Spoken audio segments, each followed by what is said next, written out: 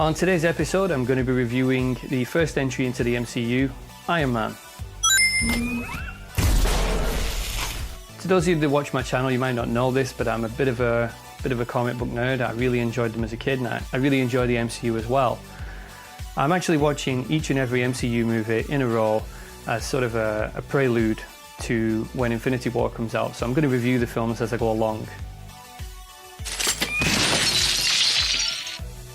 So let's start with the visuals. I think that what's interesting about Iron Man is it's the first film in the MCU, and you can really tell because the tone and look of this is very, very different to almost every other MCU movie. It's a lot less light-hearted, it's darker in its colour palette and its overall tone, and seems to be more of a dramatic take on the character as opposed to the comedy fun-filled versions of the MCU characters that we get at the moment. It was actually quite a nice break to watch this film in the middle of all the other MCU films, just because it's different, and I think Jon Favreau should be given credit for crafting something that is different and interesting, but at the same time still being part of the MCU. Favreau handles action really, really well in this. You get plenty of good shots of the action, and his camera work is dynamic enough to keep the action well paced, but not so dynamic that he chops it up like mincemeat. And it's visually well paced as well. So I'm going to give this section an 8 out of 10. For the audio, I'm not too keen on the music throughout this film. A lot of really generic and boring rock music is used for many of the key scenes of the film, which kind of ruins the emotional impact of a lot of the more dramatic scenes. But overall, it's not really something that's terrible, it's just something that I don't like. I will give the film credit for great sound design. Jon Favreau and his team has managed to make a sound effect that's almost as iconic as a lightsaber with Iron Man's repulsor blast. Every time I hear it now, it's instantly recognizable, and I know it's from Iron Man, so Favreau and his team should get credit for creating that. I'm going to give this audio a 6 overall. In the performances, I will say that Robert Downey Jr. did a good job on making what I felt was an unlikable character in the comics far more likable and charismatic in the film. I really enjoyed the fact that he gives quite a high-octane performance as Tony Stark, but he handles the dramatic aspects of the role really well as well. And he gets a pretty good self-contained character arc in this film, which is something we don't really get in MCU films anymore. And I think he handles the arc for his character with a lot of nuance and grace, and I really enjoyed that aspect of his performance. In addition to that, Jeff Bridges does a great performance as Obadiah Stane. I think he's one of the more overlooked villains in the MCU, as I do actually think he's a well-written, well-defined and well-acted villain in this film.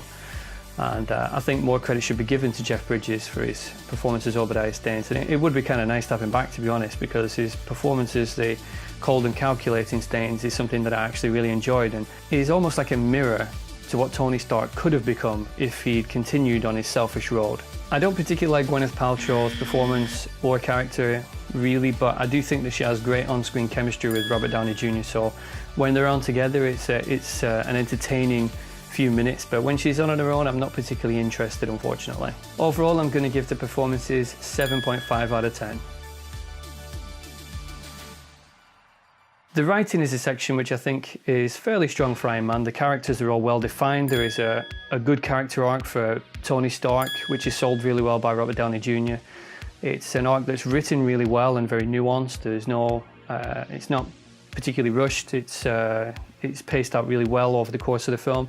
The pacing of the film overall is handled at a very consistent pace, with jumps every now and then when the action scenes come in, but it never once lags and feels boring. I do think that Obadiah Stane's descent into warmongering madman happens a bit too quick. It literally happens over the space of about 10 minutes on film. He goes from being a cold and calculating business villain to a ridiculous and over-the-top warmongering supervillain in the space of a few minutes, and it's not a very believable descent, unfortunately. I think it should have been done over a much longer period of time throughout the film. Perhaps echoing Tony Stark's would have been a better idea, instead of it just kind of being shoehorned and rushed in at the end of the film to give it a big showpiece action sequence right at the very end of the film.